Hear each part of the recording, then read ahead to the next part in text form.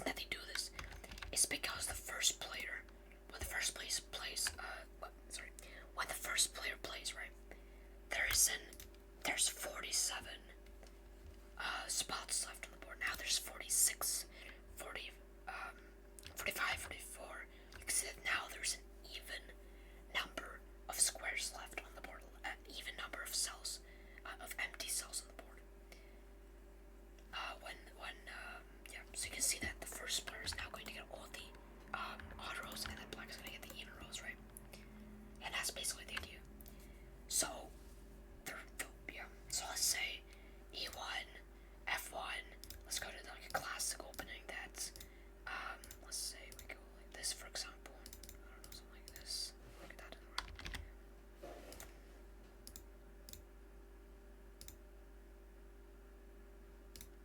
I don't want to think right now. It's just like, there we go. There we go. On the last column, as you guys can see, red, so black will get the even rows, and red will get the odd rows, right? That's why we call it row parity, right? So we call this a major threat, basically, because if red gets a square there, if red goes here, then red wins, right? So that's why we call this a major threat, because, well, if red goes there, then red wins, right? We also have minor threats. So for example, in this position, we can call these minor threats, right? So basically the idea is that it's an incomplete connect four. Now, obviously you'd want to turn these minor threats into a major threats, right? And that's exactly what we've done in this case. Right.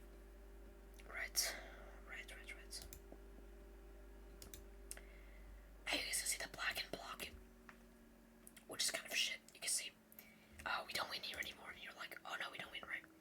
But we actually win here instead, right? Which is nice. Basically, we're actually, no, we don't win. Yeah, we do win, yeah. Because we already have this. So basically, we're gonna play this, and you can see, we're gonna win here. Because this is a major threat. As you can see, it doesn't matter what happens in this column, right?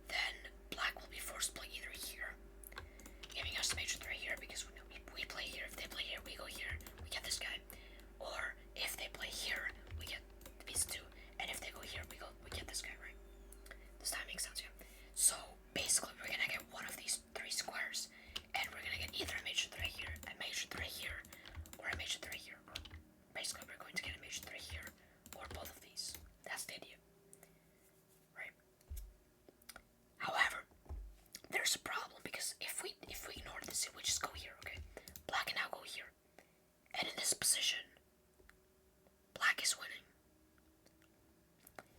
But why? I mean, it looks like this is winning, right? But the reason why is because after we go here, and the idea of this move is quite simple. We don't want them to get the double. If we don't do anything, we're gonna go here. And we have to block this win, so they have to go here. And now, they just win like there's really nothing. We go here, we try to block this guy, but then they win here. So basically, they're getting an adjacent threat pair. They're gonna get both of these two and win.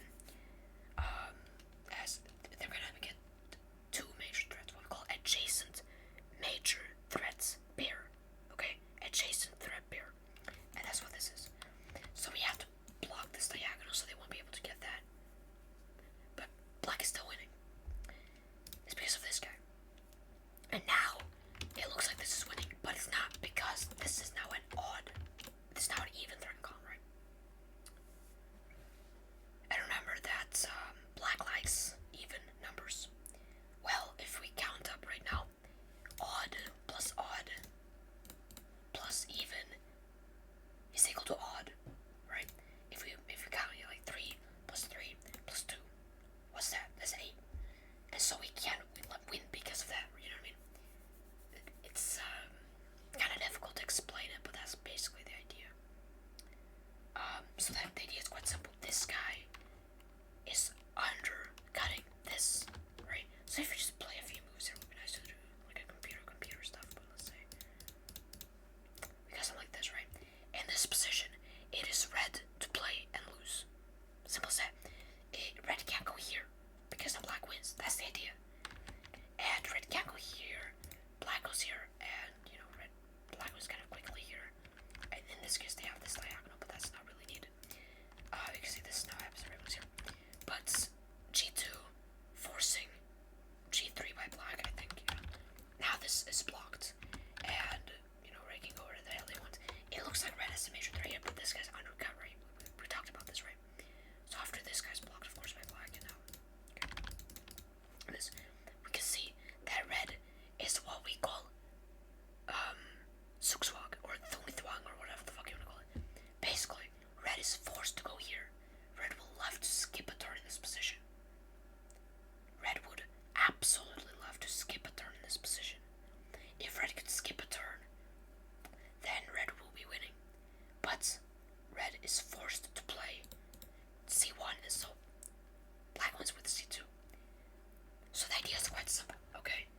Red gets the odd and black gets the even, right? So black will be forced to go here and lose. So the formation that we saw earlier was what we call a triple threat.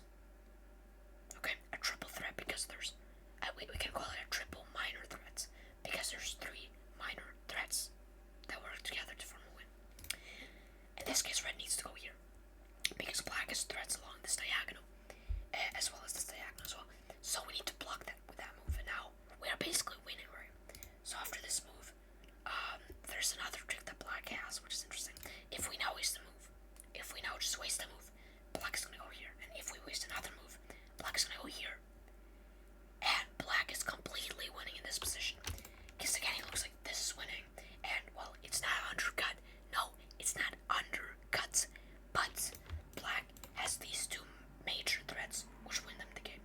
So we can say that black wins, also the second player, wins with 2 major odd row threats, like 99% of the time. So if we play up here a little bit, just play up some plays here, let's just say. Ignore the fact that, we're actually very obviously winning with this move. Just ignore that, like with this, just completely ignore that. For a few seconds, there we go. So in this position, right, this move loses, and this move loses. You can see that 2 of these guys, they completely win for red. Like it's extremely difficult for red to make a counterattack unless they have a major threat here or a major threat here. So let's go back a little bit here. So in this position, they would have to block here. Now the reason why they can't just block here immediately is because though black has a major threat here, black is actually able to counter that with this move. And I don't know exactly why this move is the only move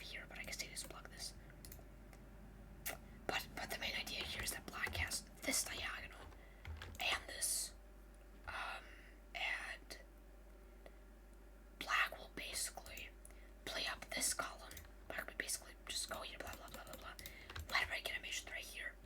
But then with these two right here, black will form a major threat here. Basically, does that make sense? Yeah. So with this diagonal, black wins. Does that make sense? This move is needed because red might be able to get a minor threat on this diagonal, and I don't know, maybe this diagonal or something. So now black is winning, right?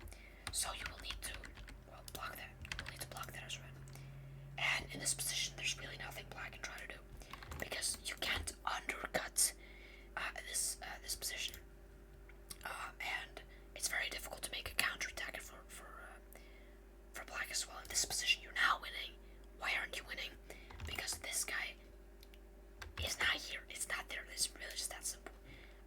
And you're not winning because of that. You can very easily say that this guy is. It looks like this guy is basically rendering this worthless, because you know that auto threats. Because you know that auto threats are. If black makes an auto threat and red makes an auto threat, it's a draw. But in this case, it's not, because in all cases, because eventually we black to play, right? Black has to force red to get a major threat here. It has to. There's nothing else. So if I play up a little bit here, I just play up a few games here. Get that moves to draw. If I go here, yeah. So this position, right? You guys can see that red can just very easily just lock up this column, and they get this in this case. But let's say we just ignore the fact that black wins here. Ignore the fact that this move exists. Just completely ignore it. The reason why this move exists right now is because black has counters here. But let's just ignore that black has these diagonals, and let's just play with this column here. Now red is winning. The reason for that is because of this diagonal in this case. But if it wasn't because of it, then you guys can see if this happens. Now the game's a draw, bro. Fucking me, fuck you. This is such a specific example with so many little tricks and everything. But yeah. But basically, the idea is that if black makes a major threat here, it doesn't do anything against this, right? It doesn't do anything against this. That's the idea. Now black is able to do some tricky stuff, and this diagonal is kind of needed for red. In this case, because after this move, and red makes a major threat. So yeah, this is kind of a bad example, but you get the idea, right? You get the idea. This is winning because odd. Red likes odd numbers. There's an odd number of odd threat columns, and red wins. Okay. Let's look at another example here. So let's say we're in this position here. So in this position here, red is winning. Actually, let's play another one. Actually, which has a blunder in it. We'll play another blunder here. So this is a very good one, actually. So you guys can see that this is a triple threat, but it doesn't work because black can go here. It doesn't work because black can go here. Let's actually just turn the mirror here. Yeah. This triple threat is now winning because black has this, right? So you might think that red is now winning, right? But red is winning because of this. And the idea here is quite simple, right? Of this, right? If red gets this, if red occupies this cell that I'm highlighting right here, then red will achieve this as a major threat. If red gets this guy, if red achieves this, then red gets this as a major threat, and basically red will play up this column at some point and get this square as well, and make a major threat here. So the idea is quite simple. These two are the threats for red, and if red gets either of these squares, then red gets a win. If red goes here, red makes a major threat here. If red goes here, red makes a major threat here, which will make this super easy. I mean, let me show you an example, right? Let's say this one happens, whatever. Here. Now, black's first go here, now this one happens, and makes another threat, and red is easily winning. So an example continuation might be, d6,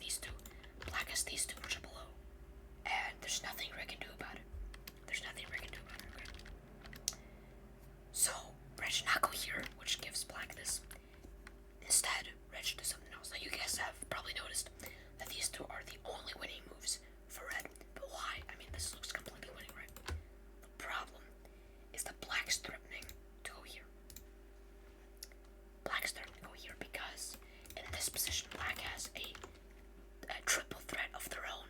Surprise, surprise. And the idea is quite simple for black, right?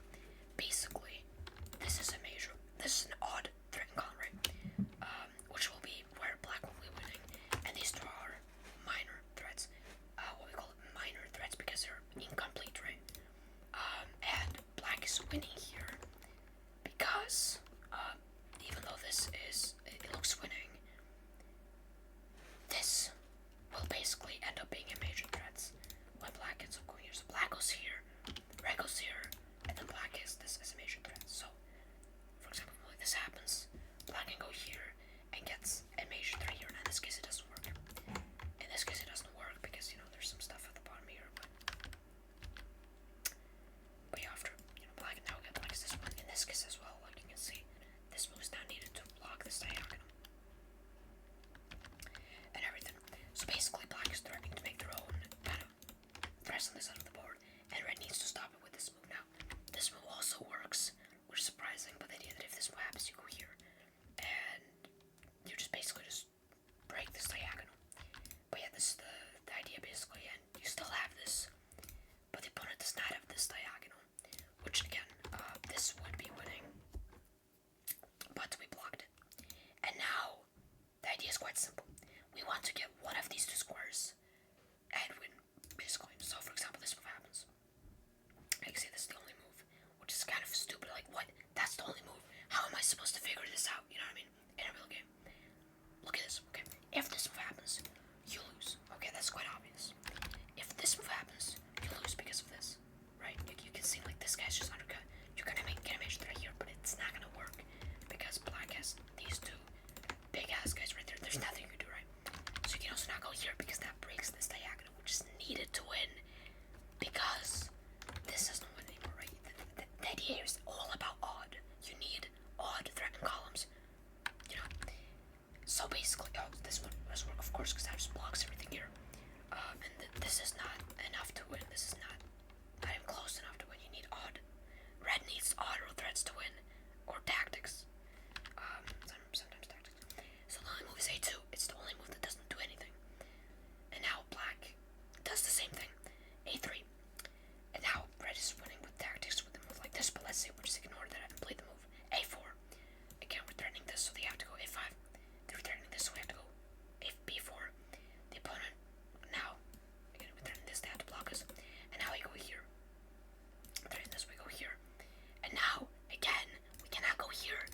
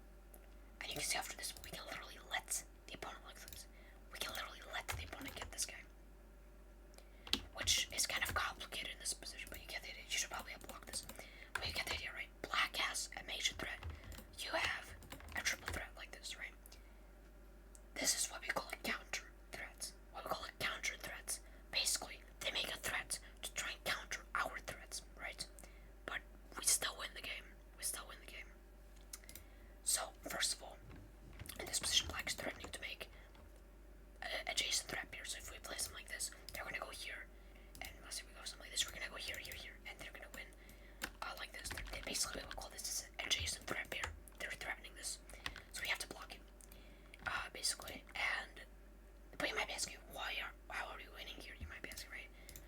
That this move is needed. I guess it's because of this stuff and how this move. But we're still winning. But where are we winning? Can you guys tell where we're winning?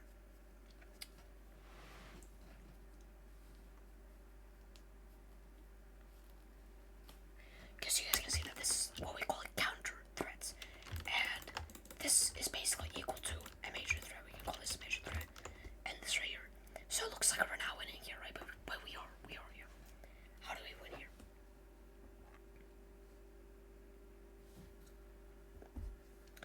This move is not quite obvious, is it? It's not quite obvious because a lot of, like, you might be thinking that this is just easily winning, right? But you're wrong. You don't win there. That's not the idea. Okay, in this case, maybe, but play out. But this case,